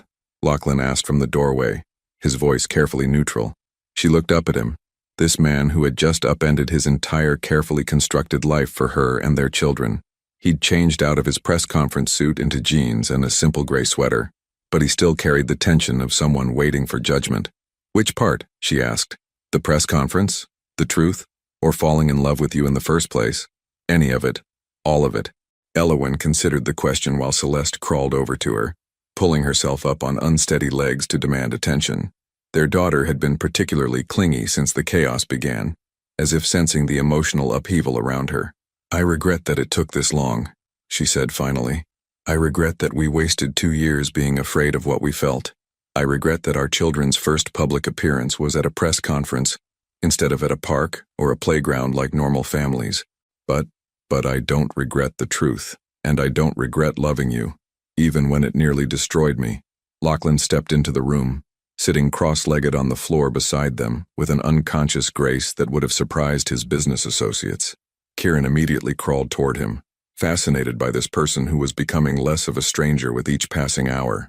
"There's something else we need to discuss," Lachlan said, lifting Kieran onto his lap. "Victoria called an hour ago." Elowen's body tensed. What did she want? To congratulate me on my performance, as she put it. She seemed to think the press conference was just another strategic move. And what did you tell her? That she'd lost? That her threats were meaningless now that the truth was public? Elowen studied his face, noting the way his jaw tightened when he mentioned Victoria's name. "But that's not all, is it?" Lachlan was quiet for a moment, bouncing Kieran gently while he found his words. "She made it clear that this isn't over, that she has other ways to hurt us, hurt the children. She mentioned custody challenges, investigative journalists, ways to make our lives hell that don't require tabloid headlines." Fear flickered across Elowen's features. "She can't take them away from us." "No, she can't. But she can make fighting to keep them expensive and traumatic. She can drag our private lives through court proceedings, force invasive investigations into our fitness as parents." Celeste began to fuss, and Elowen automatically lifted her, using the familiar routine of maternal comfort to steady herself. "What are you saying?" "I'm saying that being with me puts you and the children at risk, that loving me comes with consequences you shouldn't have to face." The words hung between them like a test, and Elowen felt the familiar fear creep up her spine, the fear that he was looking for an exit, a reason to retreat back into his carefully controlled world. "So what do you want to do?" she asked, her voice carefully neutral. "I want to marry you," he said simply. The words hit her like a physical shock. "What?" "I want to marry you. For real this time. Not a contract, not an arrangement, not a strategic alliance. I want to marry you because I love you and I want our children to grow up in a home where their parents choose each other every day." Elowen stared at him, searching his face for any hint of calculation or strategy, but all she saw was raw honesty and something that looked suspiciously like hope. "Lachlan, I know it's crazy. I know we have 1,000 things to work through, and I know I have no right to ask for another chance after everything I've put you through. But Elowen, I can't lose you again. I won't survive it this time." Before she could respond, the doorbell rang with sharp insistence. They both froze, remembering the media circus outside, but James's voice came through the intercom. "Mr. Pierce, there's a Dr. Sarah Chen here to see Ms. Hart. She says it's regarding the children's medical records." Elowen went pale. "She's not supposed to be here for another 2 days." "Who is she?" Lachlan asked. "The pediatrician who's been treating Kieran and Celeste in Portland. She was supposed to forward their medical files to a London practice, but she said she wanted to examine them one more time before the transition." Something cold settled in Lachlan's stomach. "You didn't arrange for her to come here?" "No, and she doesn't have this address." They looked at each other with growing alarm. James's voice came through the intercom again. "Sir, should I send her up?" "No," Lachlan said sharply. "James, ask to see her identification, and call building security." "Of course, sir." Elowen was already moving, gathering the babies with quick efficiency. "Something's wrong. Dr. Chen would never show up unannounced, and she certainly wouldn't have our address." Lachlan's phone buzzed with a text message. When he read it, his blood turned to ice. "You should have taken my offer when you had the chance. Some secrets are bigger than love stories." "V. Victoria," he said grimly, showing Elowen the message. "What secrets? What is she talking about?" Before he could answer, James's voice crackled through the intercom again, but this time with urgency. "Mr. Pierce, the woman downstairs isn't Dr. Chen. She's a private investigator named Miranda Davies. She claims to have information about Ms. Hart that you need to see immediately." Elowen's face went white. "Miranda Davies," she whispered. "You know her? She's the investigator who helped me disappear after our divorce. The one who created my new identity, helped me stay hidden." Elowen's voice shook. If she's here, it means someone with serious resources has been looking for me. Victoria. But why now? What could she possibly hope to gain? Lachlan's mind raced through possibilities, each one worse than the last. Victoria was brilliant, vindictive, and patient. If she'd hired the same investigator who had helped Elowen vanish, it could only mean she'd uncovered something devastating. His phone rang. Victoria's name on the screen made his jaw clench, but he answered. "What do you want?" "To make you an offer." Victoria's voice was silk over steel. "One last chance to save your little family from complete destruction. I'm listening. Meet me. Tonight. Alone. The Shard observation deck. 10 p.m. Come alone, or I promise you that by tomorrow morning, Elowen Hart will be facing charges that will destroy her life and take those children away from both of you forever." The line went dead. Elowen had heard enough to understand the threat. "What charges, Lachlan? What is she talking about?" "I don't know, but we're going to find out." He stood, his face set with grim determination. "Call Margaret. Tell her to get our lawyers here immediately. Call Mrs. Harrison and ask her to arrange security for the building." "Where are you going?" "To end this. Not alone." Elowen stood as well, still holding Celeste. "Whatever Victoria thinks she knows, whatever she's planning, we face it together. Elowen, if she's right, if there are charges, then we'll fight them. Together. But I'm not letting you walk into whatever trap she's set without backup. The children, James and Mrs. Harrison, can watch them for a few hours. They'll be safer here than anywhere else." Lachlan looked at his family, at Kieran reaching for him with complete trust, at Celeste content in her mother's arms, at Elowen standing ready to fight beside him despite every reason to run. "You could leave," he said quietly. "Take the children and disappear again. Miranda Davies could help you, keep you safe from whatever Victoria has planned. Is that what you want? I want you to be safe. I want our children to be protected. Then stop trying to face this alone." Elowen's voice carried the steel he remembered from their business days, the strength that had first drawn him to her. "We're stronger together, Lachlan. Isn't that what today taught us?" Outside, London glittered in the approaching darkness, full of secrets and shadows and the promise of confrontation. But inside the nursery, surrounded by evidence of their love and their hope for the future, Lachlan and Elowen prepared to face whatever storm Victoria Ashworth had brewing. Because this time, they wouldn't let fear tear them apart. This time, they would choose each other, no matter what the cost. The Shard pierced the London sky like a glass dagger, its observation deck offering a panoramic view of the city sprawling below. At 10 p.m., the tourist crowds had long departed, leaving the space eerily quiet except for the whisper of wind against reinforced glass. Victoria Ashworth stood silhouetted against the glittering cityscape, her platinum hair catching the ambient light as she waited with predatory patience. Lachlan and Elowen emerged from the elevator together, their footsteps echoing in the vast space. They'd left the children with James and Mrs. Harrison, surrounded by security that would make Fort Knox envious. But no amount of protection could shield them from whatever truth Victoria was about to unleash. "I told you to come alone," Victoria said without turning around. "And I told you that we're done playing by your rules," Lachlan replied, his voice carrying across the observation deck. Victoria finally turned, and in the ambient lighting, her beauty was sharp as winter, all elegant angles and calculated perfection. But her eyes held a darkness that spoke of obsession and barely controlled rage. How touching. The devoted couple, ready to face anything together. Her smile was razor sharp. "I wonder if that unity will survive what I'm about to tell you." "Just say what you came to say," Elowen said, her voice steady despite the fear Lachlan could feel radiating from her. "Oh, I will. But first, let me set the stage." Victoria moved to one of the floor-to-ceiling windows, gesturing at the city below. "Do you see that building there? The one with the red lights? That's the Children's Protection Service's headquarters. They work very closely with international law enforcement when cases involve child endangerment." Lachlan's jaw clenched. "If you've contacted social services with false allegations..." "False?" Victoria's laugh was like breaking glass. "Oh, Lachlan, you still don't understand. The allegations aren't false. They're just complicated." She pulled out a tablet, swiping to reveal documents that made Elowen's face go ashen with recognition. "Tell me, Elowen, do you remember Dr. Marcus Whitfield?" The name hit Elowen like a physical blow. Lachlan watched her sway slightly, her hand reaching out to steady herself against the glass. "I can see that you do," Victoria continued with satisfaction. Dr. Whitfield was the attending physician when your twins were born prematurely in Portland. Very dedicated doctor. Very thorough in his record-keeping. What are you talking about? Lachlan demanded, moving protectively closer to Elowen. I'm talking about medical fraud, identity theft, and child endangerment charges that could send your beloved Elowen to prison for 10 years.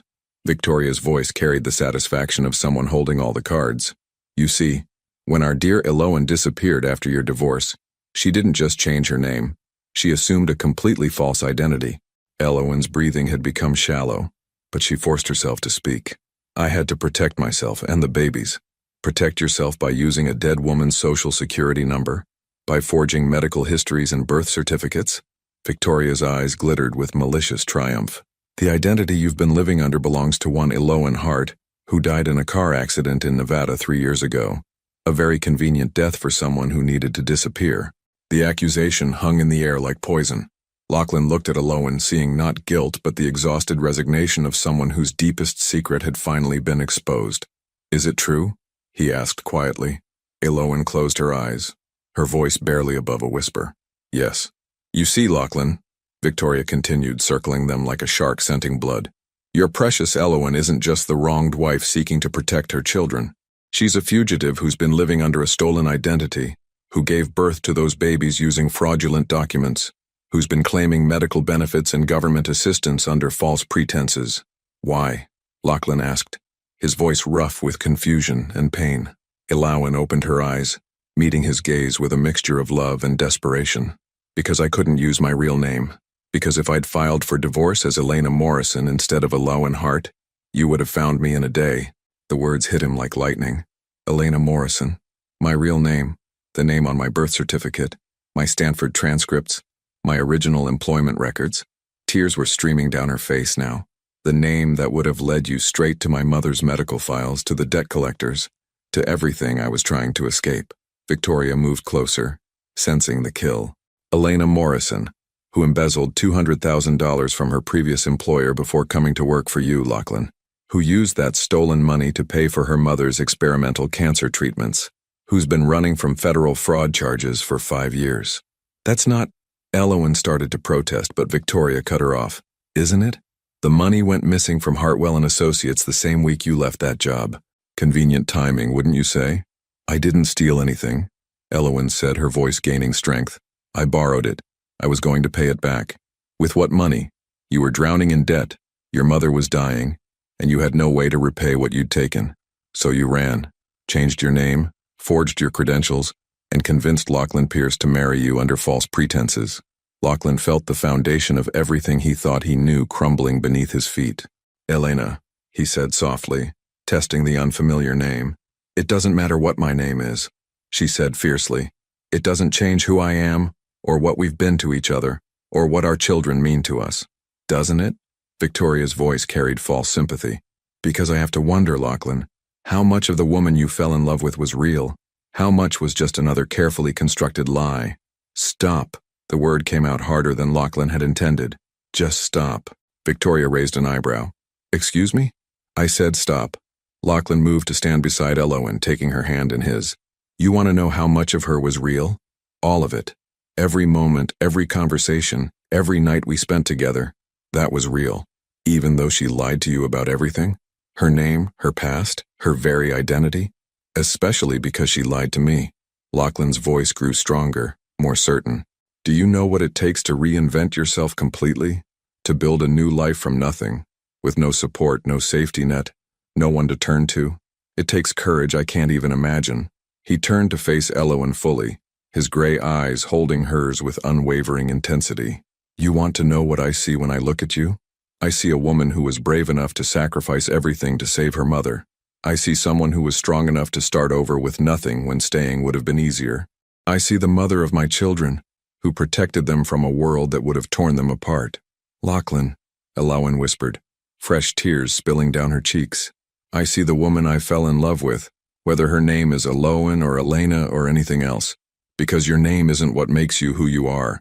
Your heart is, your courage is, your capacity to love despite everything you've been through. That's what makes you extraordinary. Victoria's composure cracked slightly. How touching. But love doesn't erase criminal charges, Lachlan. Love doesn't make fraud disappear. No, Lachlan agreed, but money does. Influence does. And I have both. He pulled out his phone, dialing a number Victoria recognized with growing alarm. Michael, it's Lachlan Pierce. I need you to wire transfer $500,000 to Hartwell and Associates immediately. Yes, tonight. With a letter stating that the funds represent repayment plus interest for a loan made to Elena Morrison 5 years ago. Full documentation, retroactive paperwork, whatever it takes to make this legal and binding. Victoria stepped forward, her mask finally slipping to reveal naked fury. You can't what? Pay back money that should have been repaid years ago? Hire the best lawyers in London to ensure my wife's safety? Use every resource at my disposal to protect my family? Lachlan's smile was sharp as a blade. Watch me. He ended the call and immediately dialed another number. Margaret, I need you to contact the U.S. Attorney's Office immediately. I'm prepared to make a full settlement for any outstanding charges against Elena Morrison, with the understanding that all charges will be dropped upon repayment. Yes, I know what time it is. Make it happen. Victoria was backing away now, realizing that her carefully laid trap was closing around her instead of its intended targets. This won't work, she said desperately. The identity fraud, the false documents, will be handled by the immigration lawyers I'm hiring tomorrow morning, Lachlan said calmly. Elena Morrison will resume her legal identity, with full documentation and government cooperation. The transition will be seamless. The children's birth certificates will be amended to reflect their mother's correct legal name. All medical records will be updated accordingly. Everything will be legitimate. Victoria stared at him in shock. You're willing to do all of this? Risk everything you've built, spend millions in legal fees, possibly face charges yourself for aiding a fugitive? Lachlan looked at Elena, and felt the last piece of his old life fall away. I'm willing to do anything for my family, he said simply, because that's what love means. Not just the easy parts, not just when it's convenient. All of it. The messy, complicated, frightening parts too. He turned to Victoria one final time. So here's what's going to happen. You're going to delete every photo, every document, every piece of information you have about my wife and children. You're going to disappear from our lives completely. And if you ever threaten my family again, you'll discover exactly how ruthless I can be when someone I love is in danger. Victoria's face was white with rage and defeat. This isn't over. Yes, Lachlan said quietly. It is. As Victoria stalked toward the elevators, her heels clicking angrily against the floor, Elowyn turned to face the man she loved. Elena Morrison, he said softly, testing the name again. Are you angry? I'm proud, he said, cupping her face in his hands. I'm proud of your strength, your sacrifice, your courage. I'm proud that you trusted me enough to let me fight for you. I love you, she whispered. Whatever name I use, whoever I am or was, I love you. I love you too, Elena Morrison. Elowyn Hart. Mrs. Pierce, if you'll have me. He smiled, and for the first time in weeks it reached his eyes. I love all of you. Every part, every secret, every beautiful, complicated piece of who you are. Below them, London glittered like scattered diamonds, and somewhere in the city their children were sleeping safely, protected by love and money, and the promise of a future built on truth instead of fear. And high above it all, in a tower of glass and steel, a man who had spent his life avoiding risk finally understood that the greatest risk of all was not loving completely. 2 years later, the morning sun filtered through the tall windows of their Cotswolds home, casting golden rectangles across the hardwood floors where toy trains and picture books lay scattered in comfortable chaos. Elena Pierce, she'd legally reclaimed her birth name after marrying Lachlan for the second time, sat cross-legged on the Persian rug, watching their 3-year-old twins navigate the complex social dynamics of sharing. Mine, Celeste declared, clutching a stuffed elephant to her chest with the fierce possessiveness that only toddlers could manage. Share, Cece, Kieran said with the patient wisdom of someone exactly 3 minutes older than his sister.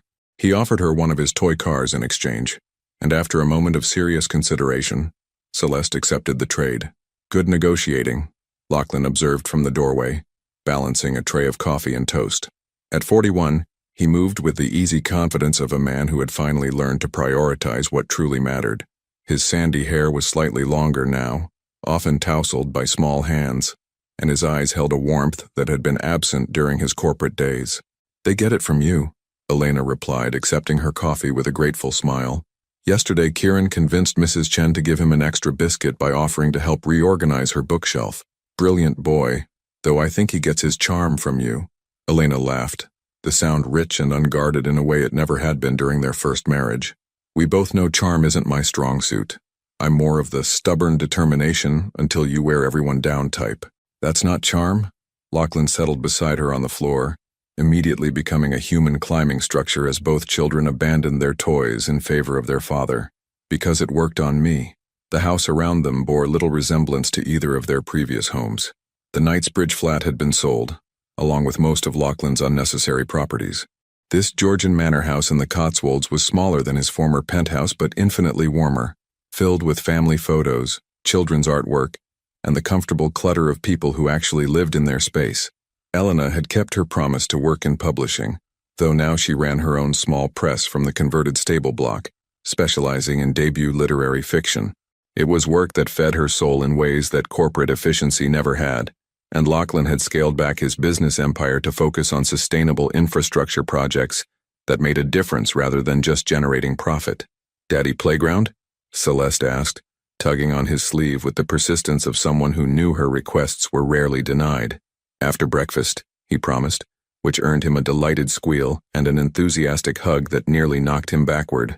"She has you completely wrapped around her finger," Elena observed with fond exasperation. "They both do, and so do you." He caught her hand, running his thumb over the simple platinum band that had replaced the elaborate diamond from their contract marriage. No complaints here. Elena studied their joined hands, still sometimes amazed by how different this felt from their first attempt at marriage. Then, every touch had been tentative, loaded with unspoken rules and careful boundaries. Now their physical connection was as natural as breathing, hands that sought each other automatically, casual kisses, the easy intimacy of people who had seen each other at their worst and chosen to stay anyway. "Do you ever miss it?" she asked quietly. "The old life. The power, the control, the simplicity of only having to worry about yourself?" Lachlan considered the question while Kieran climbed onto his shoulders and Celeste settled into his lap, both children taking his attention for granted in the way that only beloved children could. "I miss the 8 hours of uninterrupted sleep," he said finally, earning a laugh from Elena. "And I miss being able to have adult conversations without someone asking for juice boxes in the middle of important sentences." "Juice!" Celeste announced as if summoned by his words. "See?" He dropped a kiss on her dark hair, so like his own, before continuing. "But miss the isolation, the fear of vulnerability, the emptiness of measuring my worth by profit margins?" He shook his head. "Never. Even when Kieran had that fever last month and we spent 3 days in the hospital convinced he was seriously ill. Especially then, because that was the moment I realized that all the money in the world is worthless if you don't have people to worry about." He shifted Celeste more comfortably, noting the way she immediately snuggled closer. "The terror I felt when he was sick was proof that I'm finally alive in ways I never was before." Elena's eyes softened with understanding. She'd watched him transform over the past 2 years, had seen him learn to father their children with a tenderness that sometimes brought tears to her eyes. He read bedtime stories with elaborate character voices, pushed them on swings until his arms ached, and had once spent an entire weekend building an elaborate blanket fort in the living room, just because Celeste had mentioned wanting a castle. "Mrs. Chen called yesterday," Elena said, settling back against the sofa with her coffee. "She wants to know if we'll bring the children to visit Portland this summer." "What did you tell her?" "That I'd talk to you. Portland holds complicated memories." Lachlan nodded, understanding the weight behind her words.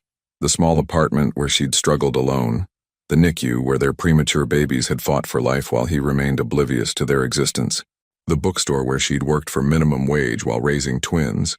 It was a chapter of their story that still carried pain despite its ultimate resolution. "We should go," he said finally. "The children should see where they were born. Meet the people who helped you when I couldn't. Mrs. Chen was your family when you needed one most. It won't be easy. The important things never are." He met her eyes over Kieran's head. "But we're stronger now, and I want our children to understand their whole story, not just the fairy tale ending." Kieran had fallen asleep against his father's shoulder, exhausted by the morning's excitement. Celeste was fighting sleep, but losing, her eyelids drooping despite her determined attempts to stay awake. "Nap time," Elena observed. 5 more minutes, Lachlan said, reluctant to disturb the peaceful moment. I have a conference call with the Singapore team later, but right now, this is exactly where I want to be. Elena studied his face, noting the complete absence of the restless energy that had once driven him from meeting to meeting, deal to deal. Success now meant something entirely different, measured in bedtime stories read, scraped knees kissed, family dinners shared around a table that bore the marks of art projects and homework sessions. "Do you think they'll understand someday?" she asked. "When they're older, when they learn about the contract marriage and the scandal and everything we went through to get here, I think they'll understand that love isn't perfect or simple or easy. I think they'll understand that sometimes the best things in life come from the most complicated beginnings." He shifted to look at her directly. "And I think they'll be proud that their parents fought for each other instead of giving up when things got difficult, even when I lied about my identity for 2 years. Especially then, because you did what you had to do to survive, to protect them, to build a life for our family. That's not something to be ashamed of. That's something to be proud of." The legal resolution of Elena's past had taken 18 months and more money than most people saw in a lifetime, but it was finally, completely behind them. Elena Morrison Pierce was now her legal name, with documentation that satisfied both American and British authorities. The children's birth certificates bore the correct information, their medical records were seamless, and the shadow of Victoria Ashworth's threats had been relegated to an unpleasant memory. Victoria herself had disappeared from their lives as completely as she'd entered them, though Lachlan occasionally received updates from his security team about her whereabouts.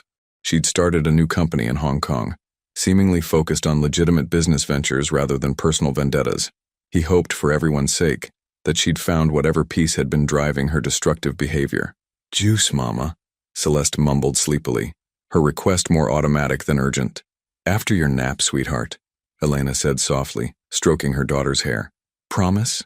Promise."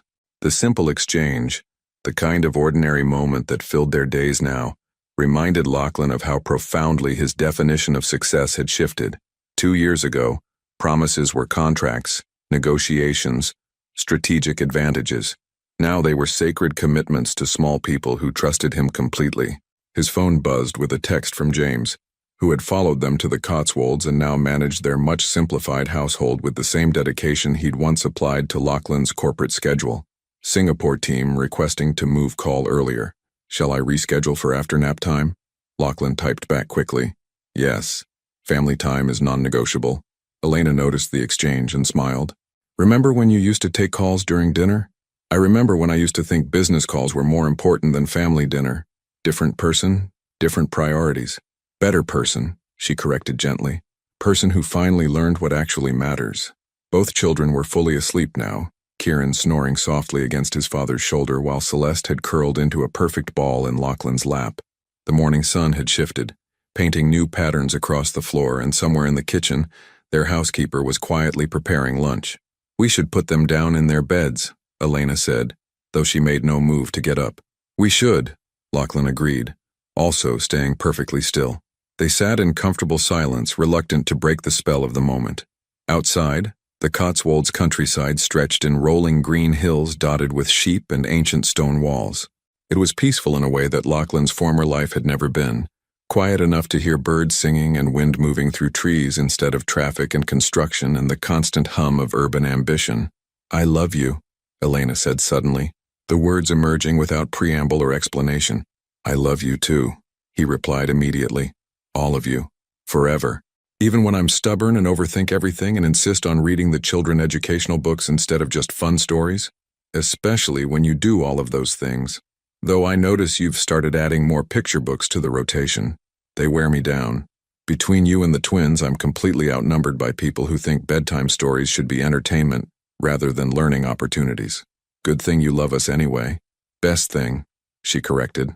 Later, after the children were settled in their beds and Lachlan had finished his conference call, they would walk through the village to pick up groceries, stopping to chat with neighbors who knew them simply as the Pierce family, rather than as tabloid headlines or business titans.